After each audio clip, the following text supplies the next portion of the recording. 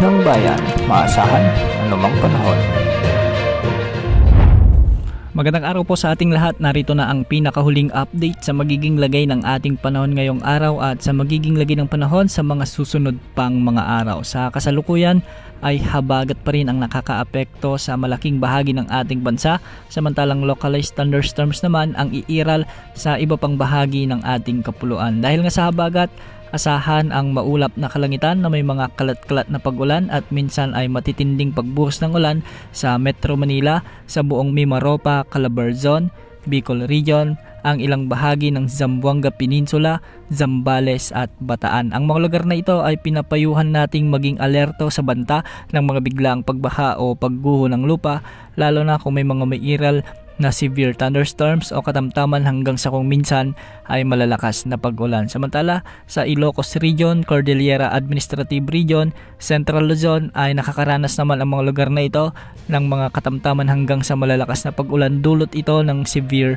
thunderstorms. Samantalang sa Cagayan Valley ay may mga kalat-kalat na pag-ulan naman, lalong-lalo na sa Isabela at ilang bahagi ng Cagayan. Sa buong Visayas, habagat naman ang nagdadala ng pag-ulan, kaya magiging bahagyang maulap hanggang sa maulap ang mga kalangitan, ngunit asahan din ang minsan ay matitinding pagbuhos ng ulan, lalong-lalo na sa ilang bahagi ng Panay Island at northern portion ng Negros Island region. May mga makalalakas na pag-ulan din sa silangang bahagi ng Visayas, sa Samar at Leyte provinces.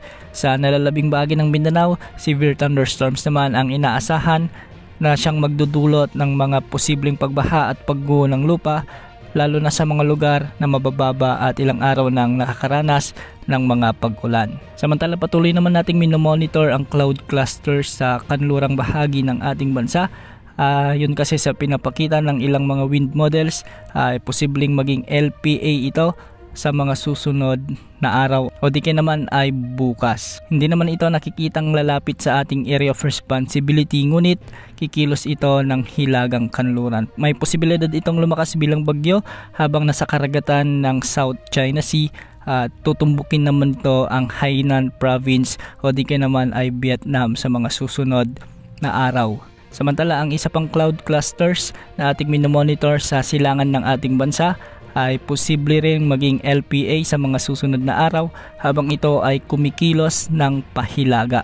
May posibilidad din itong lumakas bilang bagyo at kung sakali nga na maging bagyo sa loob ng ating area of responsibility ay tatawagin natin itong bagyong Huaning. Hindi naman nakikitang tatama ang potensyal na samang panahon na ito, kunit kikilos ito sa silangan ng Taiwan papalapit sa Eastern China. Antabayan na ng mga susunod na updates ukol sa mga potensyal na sama ng panahon na ito. Samantala, para naman sa lagay ng mga pag-alon sa ating karagatan, posible ang mga pag-alon mula 1.2 hanggang 2.1 meters sa mga baybaying sakop ng Northern Luzon, ang kanlurang baybaying sakop ng Central at Southern Luzon, at mula 0.6 hanggang 1.8 meters naman ang inaasang pag-alon sa nalalabing bahagi ng ating bansa. Yan muna ang latest sa lagi ng panahon. Ito po ang weather update ng bayan, maasahan anumang panahon.